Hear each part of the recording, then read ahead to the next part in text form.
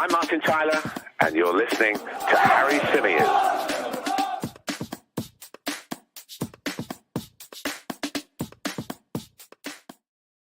Hey everyone, how is it going? Welcome along to the Chronicles of a Gooner Live. Hope you're all good. Hope you're all well. Hope you're all dealing with the snow that has come across London. I don't know where you're based, let me know. But here in North London, the snow is about that thick. Honestly, I put my trainer into it as I was walking out of the house and down back towards the man cave, and I nearly sunk. I couldn't believe how far up my leg it came. Just to see how deep it was in the garden really surprised me. I haven't even attempted to get the car off of the driveway yet, but it doesn't look good because there is a slight slant on it. All my trains were cancelled this morning, which has set me back in terms of work today. Not ideal, but here we are bringing you another live edition of the podcast, live from the man cave, having battled through the snow. Sorry to have kept some of you guys waiting in the live chat. I did make myself a nice warm drink to bring with me down here because it is really, really cold. And I was having to navigate my way through the garden really, really carefully so as not to slip over and A, land face down in the snow, but B, also make sure that I didn't spill my drink all over the place as well. I hope you're all good. As I say, let's say a few hellos in the chat. We've got lots and lots to get into today. We're going to be talking Mykhaylo Mudryk. We'll be talking João Felix. We'll be talking Matheus Cunha. And we'll be reacting to some of you guys' thoughts and questions as well in the live chat box. If I could ask very, very kindly, if you please would leave a like on the video. It does really, really help. I promise you, you will like the video by the time we get to the end of it. So trust me, hit the like button in advance. That would be nice. Also, subscribe to the channel if you're new. We're a couple of hundred away from hitting that 25,000 milestone, which we're desperately trying to get to. I want to apologize in advance if you can hear any hammering or any machinery just faintly in the background. My next door neighbors are having some building work done, and credit to the guy, he's turned up even in this weather. Fair play to him, because you wouldn't catch me outside doing any of that in these conditions. So yeah, hats off to the lad. But yeah, if you do hear anything, I know about it. Okay. Neil says, morning all, it's just started snowing here. Oh mate, when I was driving home last night at about 9 p.m. I couldn't even see where I was going. I couldn't see the lanes on the road. It was terrible. It really, really was. Let's say hello to Temi, to Matt, to Alex, who says his car didn't start yesterday and he had to bridge the battery, even though he'd driven the car just 45 minutes earlier. Yeah, the conditions are mad, aren't they? Razor is with us. Jid is with us. Nasser is with us. Tailwood Studio. George says it's kind of hot in Cyprus. Oh, mate, what I'd give to be in Cyprus right now in the sun. Jeez. Let's see what everybody else is saying. Stephen Andrew says, I've got a fan blowing cold air at me at work. You're not in the UK, though, are you? Surely. Raphael says, hello, Harry. Trust you're well. Looking forward to another good show from Singapore. Good to have you, mate.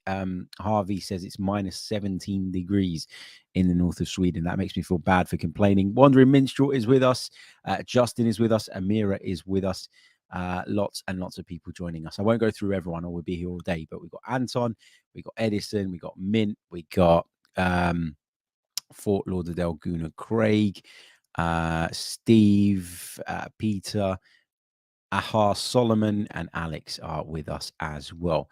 Okay, let's get into it. Let's talk Arsenal. Let's talk the latest rumours. Let's talk the latest reports. Some of you wondering why we spend so long talking about other stuff at the beginning. It gives people a chance to join as well. It's not that bad.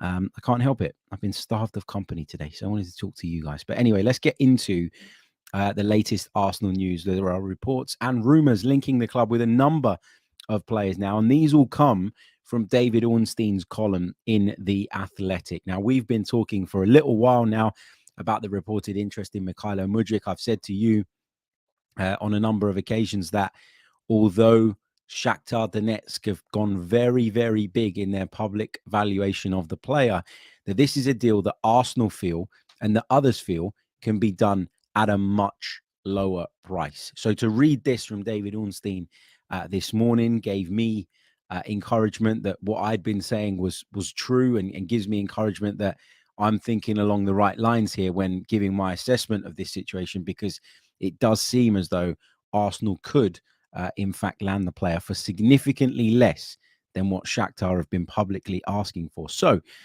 David Ornstein said this. He said, the Premier League paused for 6 weeks to make room for this Winter World Cup, with Arsenal top of the table, leaving many keen to discover if the January window will be used to help maintain what is an unexpected title bid. Arsenal are prepared to do so, he says, if the opportunity arises that the club deem right for the long term, with the Kroenke family, their American owners, wanting to back the now sporting director Edu and manager Mikel Arteta. This is the interesting part. Their priority is Shakhtar Donetsk winger Mykhaylo Mudryk, and sources with knowledge of the matter think there is a good chance it will happen, though nothing is agreed at present. Shakhtar have stated their value for the highly coveted Ukrainian international as 100 million euros, but interested parties are of the understanding that a lower fee would be deemed acceptable. England has said Arsenal are expected to be among the clubs in touch with both Shakhtar and Mudryk's representatives, with the 21-year-old known to be focused on moving to the Premier League and is determined to make Emirates Stadium his destination. Now, Brentford, to give you an indication of how much lower Shakhtar are probably willing to go, had a deal in place with Shakhtar last summer, and that was at 25 million euros. Now, of course, his stock has risen since, and it will ultimately come down to whether the two clubs can find a price. But this is something that could well happen in January, based on what David Ornstein is telling us. This is something that Arsenal could move to do in order to bolster their options in the here and now. You know, bring another attacker, bring another forward to the club that can help us cope with the absence of Gabby Jesus, but also someone that will be part of the plan moving forward and would be a signing that, you know, really does fit into the overall plan. And that's something that we've seen from Arsenal of late. And it's something that's encouraging to me as a supporter, to know that the club have a plan, to know that there are players out there that they've been watching for a while. And as a consequence of all that studying and all of that assessment, and they've decided that, yeah, you know what, this guy is worth a punt. That's good, isn't it? You know, you're not going to get every single transfer right, but just to see there is a plan gives me a lot of encouragement. So Mykhaylo Mudryk, according to David Ornstein of The Athletic, is the number one target for Arsenal going into this transfer window. And hopefully a deal can be done. Now, I'm not saying that we're going to get him at 25 million euros, which was the fee that had been agreed with Brentford over the summer. You know, that fee was agreed between the two clubs. The deal was in place, but obviously Mykhaylo Mudryk decided against going to Brentford, and Brentford couldn't persuade him or convince him that this was the place for him. Understandably, he's looking at bigger and better, with all due respect to Brentford. So, yeah, I think that this is a deal that you can do for 40 million. I really do. I think 40 million pounds, you get Mykhaylo Mudryk. And I've been saying this all along, and people have been calling me crazy. I've also been saying something very similar with regards to João Felix. And people tell me, yeah, but you know what? It's Atletico Madrid. They don't need the money as much as Shakhtar Donetsk. They paid an awful lot of money for him. But the point I've been making for days, and the point that keeps getting shot down for some reason, is that actually, when it comes to these clubs and when it comes to these players, take what they say in the public domain with regards to valuations and prices with a pinch of salt. You really do need to do that, because as you can see here, I think this is one that Arsenal are very confident of doing for a much lower price. And if he comes to the club and he's a success and he's a hit, then people might be looking at this deal, you know, in the future and saying 40 million pounds, 45 million pounds, whatever it might be. What a steal. What a result. Brilliant business from Arsenal. Excellent work. If it goes wrong, if it doesn't work out the way we want it to, if Mykhaylo Mudryk isn't the success in the Premier League that maybe you or I want him to be, is that the end of the world? You know, will people look at 40 million as a fee that, you know, requires a lot of scrutiny? Will it be like the Nicolas Pepe situation again? No, it won't be, because it's completely different. You know, it's 72 million on Nicolas Pepe was always asking for pressure, wasn't it? And you'd argue that, okay, Nicolas Pepe had done it in the French league and it was different, but Arsenal obviously feel very confident in Mykhaylo Mudryk. But as I said to you again the other day, a fee of 35, 40, 45, maybe even 50 million nowadays in modern football at the highest level is almost negligible, isn't it? If it goes right, great. It's a steal. It's a bargain. If it goes wrong, it's not the type of fee that hamstrings you from future business and prevents you moving forward in the coming window. So, yeah, let's see how it goes. I think he'd be a good fit. Obviously, he's played predominantly from the left-hand side in his career to date. And I think that, he'd be coming in as someone who could play anywhere across the front line. We heard Ben Jacobs of CBS say just the other day that Mikel Arteta's intention with Mykhaylo Mudryk is to mold him into someone who can play in a multitude of positions, as opposed to, him being a left winger and just a left winger. Arsenal see him as more than that. Arsenal see him as someone that can play from the right. Arsenal see him as someone that can play through the middle as well. So he feels like a very, very good option. But let's obviously see how this one goes and how this one develops. We'll continue through David Ornstein's column because there's lots of Arsenal-related talking points in there that we want to get across on this edition of the podcast.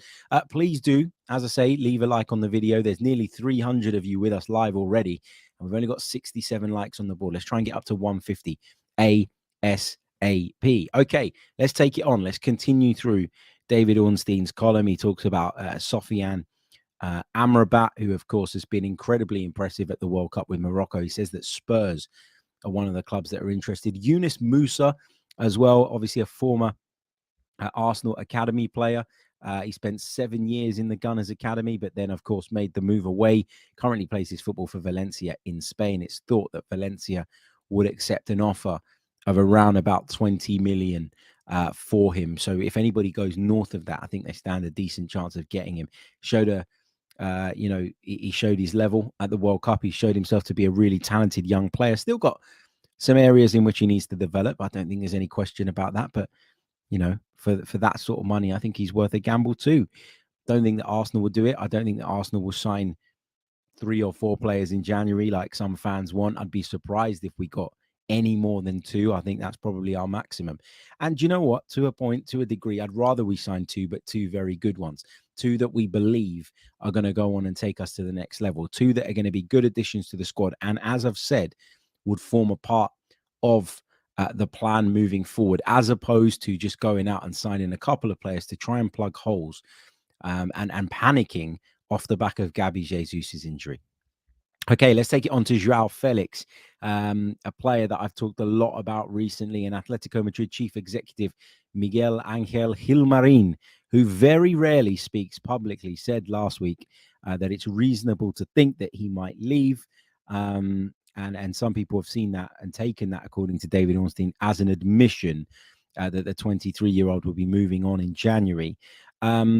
That interpretation, according to David Ornstein, is accurate, with interest in Felix from several top clubs. Some of the Premier League sides have been led to believe the Portugal forward could even be available on loan, albeit with a sizable fee and salary. Others, though, think a permanent transfer is more realistic for a player who obviously joined Atletico back in 2019 for 126 million euros. He's still contracted as well until 2026. So this is not a desperate situation for Atletico in that sense, but it is a desperate situation for them in the sense of he's fallen out with Diego Simeone. He doesn't agree with the way that Diego Simeone sets the team up. He doesn't like the negative approach. He doesn't like the role that he's being asked to do. He's made that clear. Diego Simeone has made it clear, well, it's my way or the highway. See you later. And obviously the chief executive of the club, among others, have taken that decision that, given what Simeone's done for Atletico, the level he's taken them to, that it's probably best to back their manager. According to this report from David Ornstein, Aston Villa are an option for João Felix, and his agent, who is Jorge Mendes, of course, has been pushing that apparently because he has a strong relationship with the Villa owner, having done the deal for Unai Emery to be appointed as manager. However, some, according to Ornstein, who work in top-level recruitment, however, think Felix may be better suited to Arsenal given the stylistic fit and their potential need for attacking reinforcements after Gabriel Jesus underwent knee surgery. This shouldn't be a competition, right? This shouldn't be an issue. If Arsenal want João Felix, they should be able to go out there and get him. If Arsenal feel that João Felix adds to their their attack in the right way, if they feel that he ticks all the right boxes, if they feel that he is the player they want and he's the player that they can afford, I wouldn't worry in the slightest about Aston Villa. I wouldn't worry about Jorge Mendes. I wouldn't worry about Unai Emery's influence in this. I don't think Unai Emery is the most inspiring coach. If you're asking me, Aston Villa are not a club that, are fighting at the top of the Premier League. They're not a club that are likely to play European football next season. There's a multitude of reasons why you'd pick Arsenal over Aston Villa. We're bigger, we're better, we're stronger, we're closer to the top of the table. We are top of the table. We're closer to challenging for the big things. And the project at Arsenal is really, really exciting. So if João Felix is wanted by Arsenal, this is one that I think we could do. And I've said this all along, and I've had pelters for it. But just like we discussed with Mykhaylo Mudryk earlier on, if the money's right, then you should try and do it, but only if the money's right. And, with Modric, I think the money being around about 45 million is right. João Felix, I'd be happy to whack on a bit more, but I still think that despite what Atletico are saying publicly, they would accept a much lesser offer than the ones that are being discussed and the ones, the prices, I beg your pardon, that are being put out into the public domain. So let's see. Let's see how that goes. Another player that is mentioned and linked with Arsenal yet again in the David Ornstein column is Matheus Cunha, another Atletico Madrid player, of course. The early favourites were Wolverhampton Wanderers. They started early dialogue with the player. They've been inquiring about a number of other players as well at Atletico Madrid. Julian Lopetegui trying to get his feet under the table, trying to, build a squad and build a team that he feels is in his image and feels will be competitive and help him achieve the things that he wants to achieve. But, it's an interesting one. Again, the report suggests and claims that Arsenal would only be interested in this if the Gabriel Jesus, it doesn't say this, but it suggests that it's one that would be purely based on Jesus and what his situation and the outlook of that looks like. Because if Jesus is going to be out for a couple of months and we're going to get him back sooner rather than later, then I don't think Arsenal move for Matheus Cunha. I don't think they do that anymore. I don't think they panic and bring players in just to tick boxes and just to fill short to medium term holes. I think if this was a really serious injury that was going to keep Gabby Jesus out for far longer than we're currently expecting, then that's a totally different story. But at this stage, I'm not really too big on this one. I don't think that this is one that Arsenal are the front runners for. And obviously, Wolves are willing to pay him an incredible wage based on these reports, which obviously would be a massive temptation, wouldn't it? Aside from his respect, as reported, for Julian Lopetegui, the Wolverhampton Wanderers coach. So those are the three stories that we wanted to discuss today. Mykhaylo Mudryk is Arsenal's number one priority. If you're just joining us, according to David Ornstein, who believes that the club could get this deal done for significantly less than what Shakhtar are asking for publicly. We also talked João Felix, who is said to be a good fit for Arsenal, according to some, right at the top of football recruitment. And with Aston Villa being an option for the player, given his agent is trying to push that, I feel like for Arsenal, this is one that if we really wanted it, there's no reason why we couldn't hijack it. João Felix would never pick Aston Villa over Arsenal, and that's with all due respect to Aston Villa. It's just not the way it works. Yes, they've got money. Yes, they're a big football club. Yes, they're trying to build an exciting project, and hence why they went out and bought Unai Emery into the club. But for me, it's nowhere near as attractive a project. It's nowhere near, as attractive a prospect. I always think with projects, right, you don't want to join them right at the beginning. You don't want to join them, from the outset. What you want to do is see how they develop, see how they go. And then once you've seen a little bit of evidence to suggest that this project is one that can thrive, then you go, especially when you're a player like João Felix, who's sought after, who's playing at one of European football's top clubs, who's gone on one move already for 120 plus million euros. He'll feel that, taking a massive gamble like Villa is probably a little bit above him. And I'm surprised to read that, his agent is trying to work on this. No, wait, I'm not surprised to hear that Jorge Mendes is trying to do a deal that suits him. But I am surprised. I would be surprised if João Felix would entertain that, because I just don't think that's his level. I think he's a level above that. I think he's been good at the World Cup, I beg your pardon. And I think he'd be a good addition to Arsenal. Again, a bit like Mudryk, if the price is right. And when I say that about Mudryk, I say that because what I don't want is Arsenal to go and spend 70 million on it. I don't think that would be right. I don't think that would be reflective of his quality. I don't think that would be a responsible use of money. And if that was to then hamstring us later on, I would be unsure. But let's see how we go with these. But look, there's lots of rumors doing the rounds at the moment. The club football talk is heating up again, and it'll be back before you know it. You know, what is it now? We got, how many days have we got?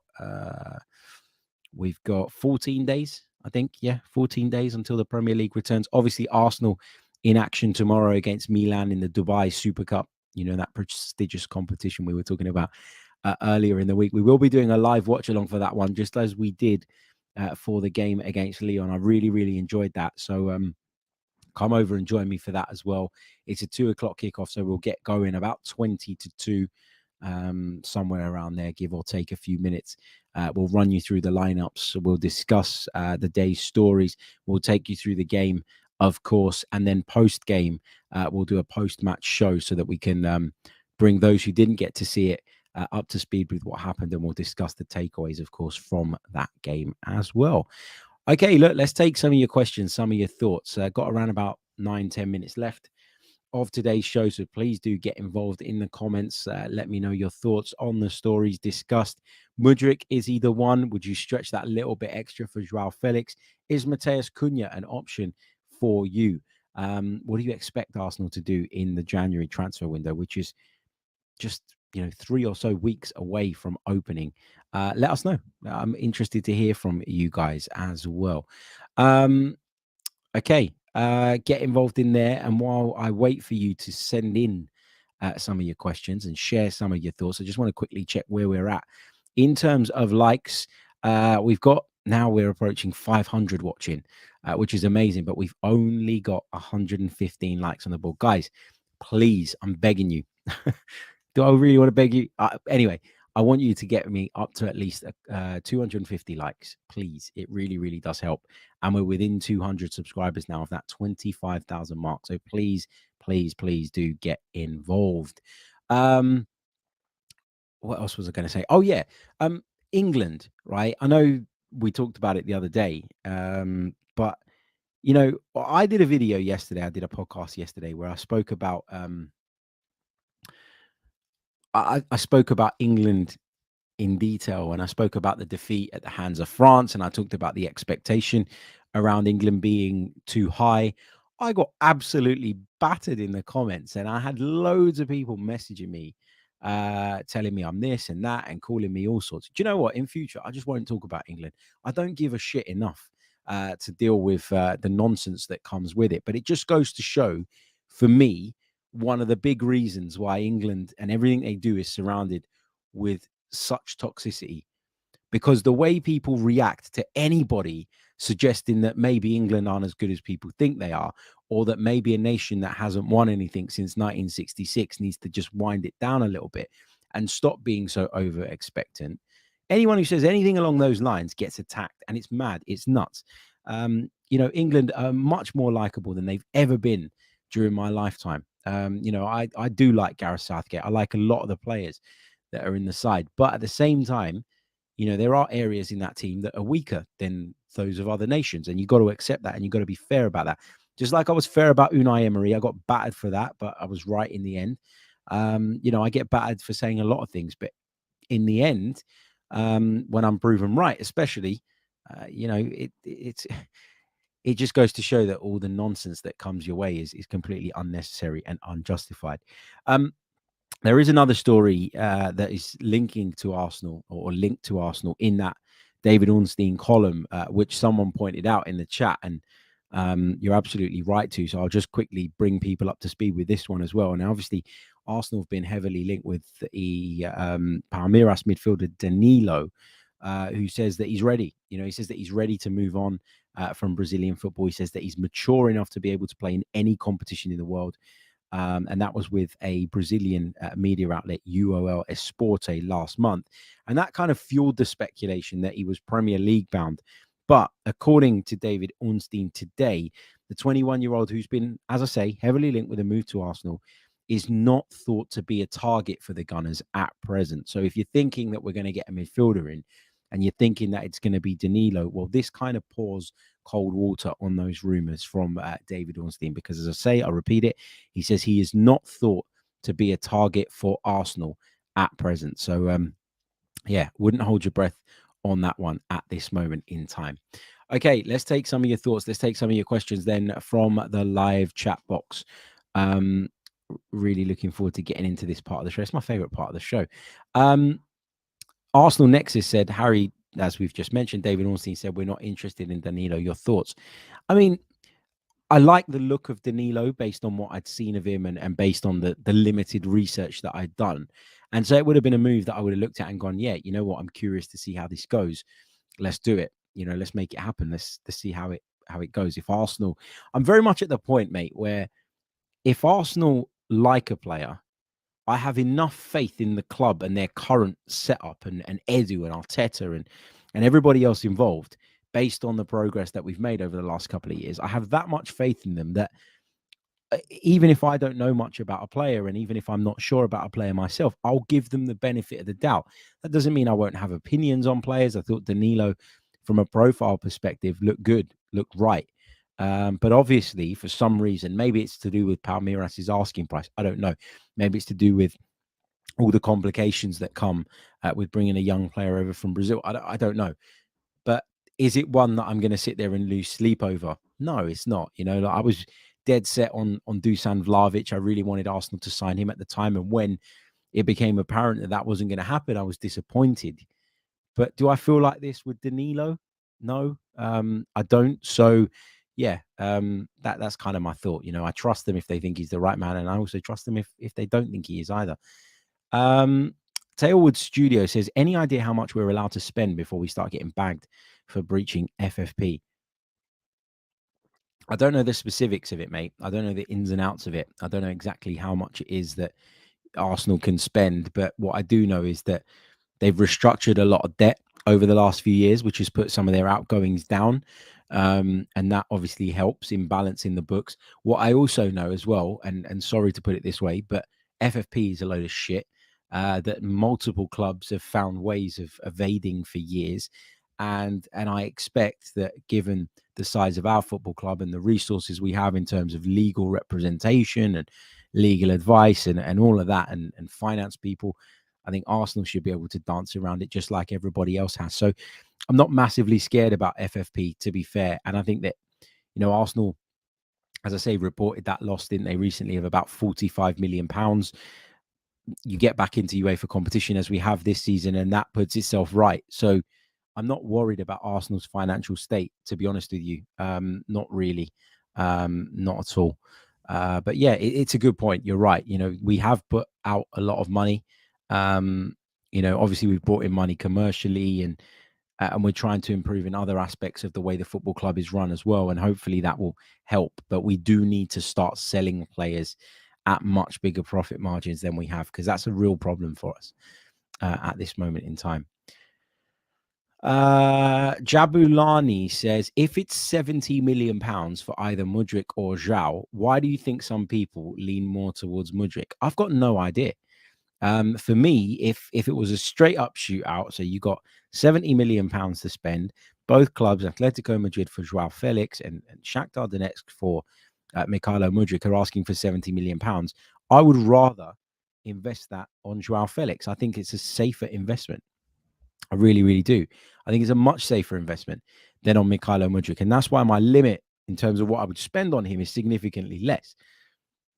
I don't really know where this comes from. Is it because Modric is still a bit of an unknown quantity, still got that mystery around what he could be, whereas with João Felix, people have seen a lot of him, and maybe people have decided that they don't think he's good enough. I think in the right team, in the right setup, I think he's an incredible player. I think overall he's been really good at the World Cup. You know, and I think he would be a great asset to that Arsenal forward line. And Oh, here we go. Can you hear me? Apologies. Yep, I think we're good. The fact that he's more versatile than Mykhaylo Mudryk for a number of reasons, because he can play left, he can play right, etc., gives me a lot of confidence that he would be a safer bet as well. Okay, let's take a few more of your thoughts. Tezzy May says, do you think there will be any shock departures in January like there were last year, Aubameyang/Chambers? I think the only players that I could no, I don't think I can. I don't think I can. You know, I look at the group that we have now, and I think that for the most part, it's a group that Mikel Arteta wants to keep intact. I think there are a couple of examples, as I mentioned, I think earlier in the week, Holding, Cedric, players that if the right money were to come in and they were to say, you know, guys, look, I want to get out of here, I think Arsenal would do it. And there's a couple out on loan that maybe Arsenal would consider selling if a January offer came in. They're not with us anyway, as it is, as it stands. But in terms of the group that we have now, I don't think there will be any departures of note. If we do allow some of those fringe players to go, it will be because we feel that we can cope with that and we feel that we can get by, maybe out of a bit of loyalty from the club's point of view. You know, maybe they'll look at someone like Rob Holding and say, if an offer were to come in, look, mate, you've been great. You know, you've been a true professional. You've never thrown your toys out of the pram. You've never, you know, been a bad apple in the dressing room despite not playing very often, all of those things. And maybe they'll look at that and go, yeah, you know what? If the right move comes and he comes to us and says, I want to take it, then maybe they'll do that. But I don't think they would actively look to trim down what's already quite a thin squad. And obviously that is a concern for a lot of us. Let's see what else we've got. Zed Tom makes an interesting point. Do you know if Atletico need cover as right back? Maybe we can offer Cedric for free to sweeten a potential Felix deal. Not that I know of. Not that I know of. I don't know that they'll be looking at him. I don't know that they'd be actively, you know, open or willing to you know, consider that as part of any deal that was to be taken to the table. But Cedric would do all right in La Liga. I genuinely believe that. I think technically he's sound, and I think that's what stands out in La Liga. You know, is he the quickest? No. Is he the most dynamic? No. You know, he's just a good right back for me, and even more so, I would say, in La Liga. Let's see what else we've got. At NASA, just building on the Felix thing, where would Felix fit once Jesus is back? And does that make Mudryk a better option? Well, this is the thing with João Felix, because I think he could play as a second striker. You know, if we were to go behind in a game and needed to chase a goal, you could potentially sacrifice one of the midfielders and put him in and push him up alongside the centre forward. I think he can play from the left. I think he can play from the right. I think he could play as a 10. I think there is more to João Felix's game overall than there is to Mykhaylo Mudryk. So I wouldn't worry about where he fits in from a positional perspective. The thing that I keep hearing and the thing that makes me feel like Arsenal are ruling on Mudryk is because of a couple of comments that were made sort of earlier on in the week, back in the last week, that suggested that Arsenal don't just see Mykhaylo Mudryk as a winger, that they've looked at him and sort of almost read between the lines and have come to the conclusion that actually this guy could be a very good centre forward as well, even if it's not from the outset week in, week out. But he could be a very good centre forward option because of some of his attributes. You know, he's a tall lad, Mykhaylo Mudryk. We'll bring up his profile now. Bear with me a second. There it is. You don't even have to type his full name. That's how many people are searching for him right now. Hold on. You know, when you think about wingers, you normally think of wingers that are, you know, sort of quite small and quite small in their build. He's 5'8". Mykhaylo Mudryk. It's not the biggest, actually. I'm a bit surprised. I thought he'd be bigger than that when I googled it. Maybe that isn't the right way to look at him. Then maybe that isn't the right way to think about, you know, his future. I don't know. It's a tough one. But anyway, going back to it, I know that Arsenal think, and we've heard that Arsenal think that he is someone that can be molded into a player that can play in a multitude of positions. And if they think it's worth paying 30 million less for Modric and then molding him than it is to go out and pay for a João Felix, who might not have even been on Arsenal's radar until recently. Because you've got to remember this as well with the João Felix thing. This isn't a saga, right? You know, you look at Arsenal over the years, we've been involved in a lot of transfer sagas, and Mykhaylo Mudryk seems to be the latest one. He's linked to us for ages. Will we get it done? Won't we get it done? Will we make the move? Won't we make the move? Everybody's sitting there treading on eggshells, waiting to see if this is going to happen. With João Felix, I don't think anybody really believed that he could be available for a reasonable price prior to the chief executive of Atletico Madrid making those comments just days ago. So yeah, let's see. You know, let's see if Arsenal shift their attention. According to David Ornstein, Modric is the priority. So it looks as though they haven't. And in a way, although I'd be interested in the João Felix deal, and is one that if I were in charge of Arsenal, I'd probably do. The fact that Arsenal again look as though they're not going to pivot away from what they believe and what they've studied and what they've prepared for in favor of a knee-jerk decision. It's a good thing, isn't it? Really. But yeah, anyway. Okay, I think we're going to leave it there, guys. I think we're going to leave it there. A couple of you asking about Emile Smith-Rowe back in training, which is great news, and hopefully he'll be back and available when the Premier League returns. So yeah, let's see.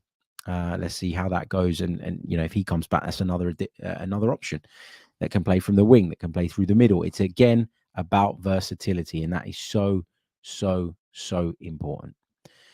Right, we will leave it there, and I will speak to you all very, very soon. Catch you all tomorrow for our live watch along of Arsenal versus AC Milan, and of course, we'll be bringing you a post-match review show to follow. So make sure you subscribe, make sure you check it out.